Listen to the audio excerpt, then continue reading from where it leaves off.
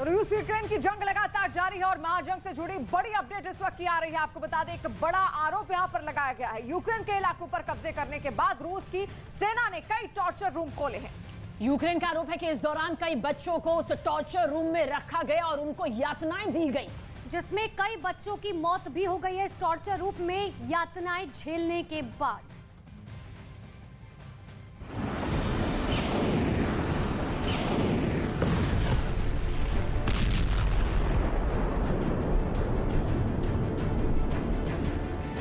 रूस ने पार कर दी सारी हदें।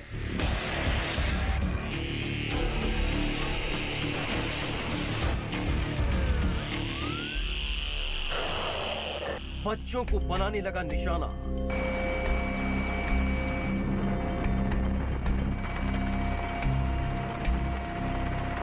यूक्रेन युद्ध में बुचा रिटर्न।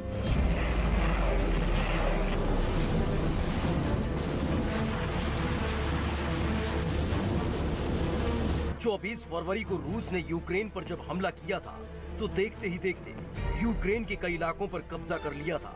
लेकिन करीब 9 महीने बाद जब युद्ध में बाजी पलटी और यूक्रेन ने युद्ध में रूस पर बढ़त बनाई तो उन इलाकों को रूस के कब्जे से मुक्त करा लिया।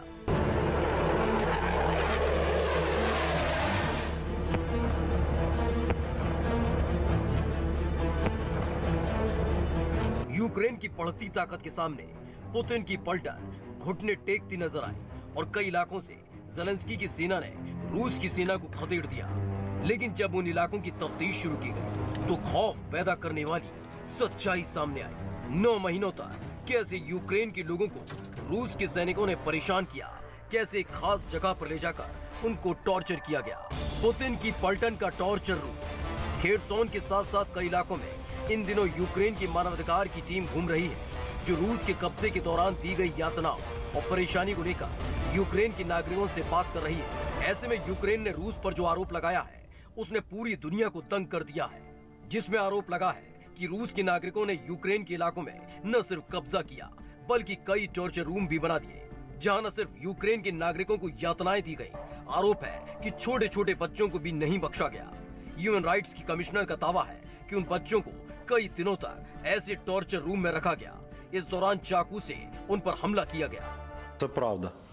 Ми вперше зафіксували катування дітей. І знову ж таки, меж, напевно, цинізму Російської Федерації, я думав, що дно вже пробити не можна після Бучі, Ірпіня, після того, як ми побачили, я особисто побачив в Балаклії 2 катівні, які знаходились одна напроти іншої. यूक्रेन के संसद की मानवाधिकार कमेटी के सदस्य ने एक पूरी रिपोर्ट दुनिया के सामने रखी है कि कैसे रूस के सैनिकों ने यूक्रेन के लोगों को परेशान करने के लिए एक टॉर्चर रूम खड़ा कर दिया था, जिसमें न सिर्फ यूक्रेन के पुरुषों को रखा गया बल्कि छोटे छोटे बच्चों को परेशान करने के लिए, उनको टॉर्चर करने के लिए कई टॉर्चर रूम बना दिए थे। दावा किया गया है कि अकेले खेरसोन इलाके में 10 टॉर्चर रूम मिले हैं, जो बाहरी इलाके में तो हैं ही, साथ ही शहर के बीचों बीच 4 ऐसे टॉर्चर रूम मिले। Я навіть там спілкувався з нашими громадянами, які перебували.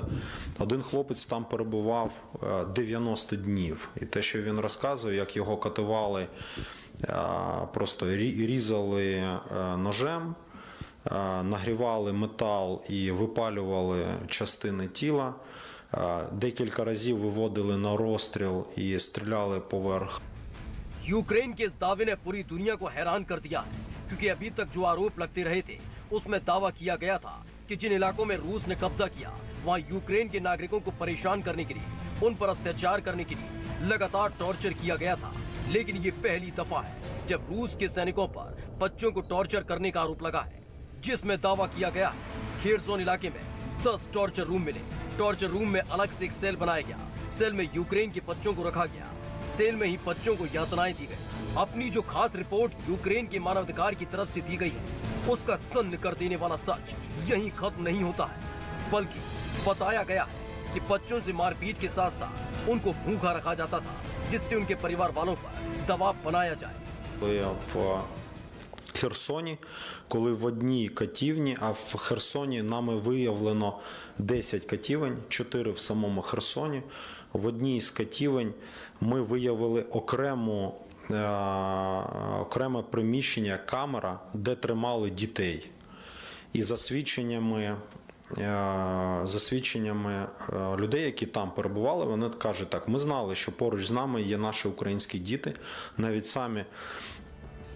दावा किया जा रहा है कि इसके जरिए यूक्रेन के बच्चों को यूक्रेन के सैनिकों की मुखबरी के लिए इस्तेमाल किया जाता था, जिससे यूक्रेन के सैनिकों को पीछे धकेला जा सके।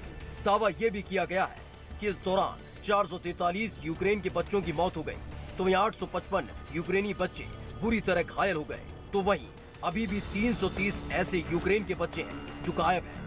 फिलहाल इस खुलासे ने पूरी दुनिया में हड़कंप मचा दिया है कि युद्ध के मैदान में अगर पुतिन की पलटन को हार का सामना करना पड़ा तो वो किसी भी हद तक जा सकती है, और इसके पुख्ता प्रमाण के लिए यूक्रेन की तरफ से कई तथ्य भी पेश किए गए हैं।